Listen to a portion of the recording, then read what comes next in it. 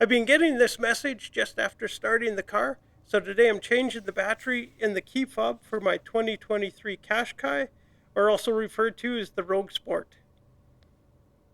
Mine takes a CR2032 battery. On this model, first have to remove the mechanical key, which exposes a couple of slits. Grab a small screwdriver.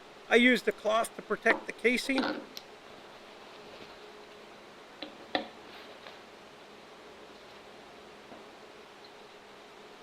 Super easy, just insert the screwdriver in the slit and give a twist. This will separate the upper and lower parts of the key fob. Set the upper part to the side. Quick tip on this, you do not want to touch the electrical terminals, as could cause a malfunction. Time to remove the battery and compare the old one with the new one. Make sure they're the same.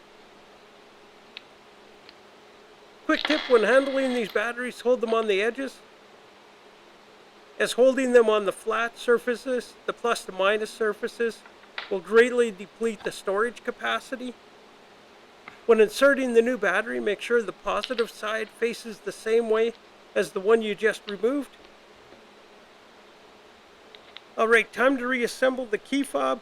Align the tips of the two parts and click them into place.